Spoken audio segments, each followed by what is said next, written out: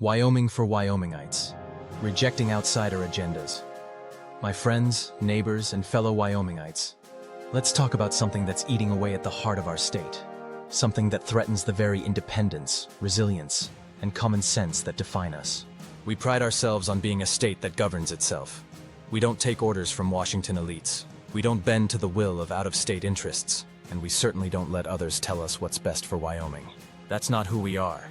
But right now, there's a force at work trying to change that. A group that claims to stand for freedom, but is doing the exact opposite. The so-called Freedom Caucus. But let's call it what it really is. The Outside Control Caucus isn't fighting for Wyoming. It's taking orders from beyond our borders, pushing a reckless, ideological agenda that has nothing to do with our values, our people, or our way of life. They're waging political battles imported from other states, using Wyoming as a pawn in a game we never asked to play. And while they spout off about liberty and righteousness, they're quietly dismantling our schools, hurting our communities, and choking the very economy that keeps our families fed. They scream about government overreach, yet they want to dictate how we educate our children. They claim to stand against radical agendas, yet they bring in the same scorched earth tactics we see from the far left: division, misinformation, and an utter refusal to work together. They preach independence but demand blind loyalty. That's not leadership, that's not integrity, and it's certainly not the Wyoming way. We believe in solving problems, not creating them.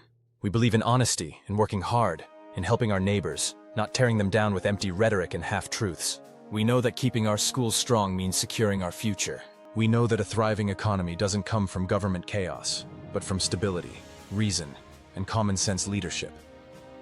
It comes from the kind of leadership that looks forward, generates diversity, and is rooted in sensibility absent from extreme points of view. So, I ask you, are we going to let out-of-state interests turn Wyoming into a battleground for their own fights? Are we going to let them tell us who we are, how we should live, and what's best for our families? Or are we going to stand up and say enough is enough?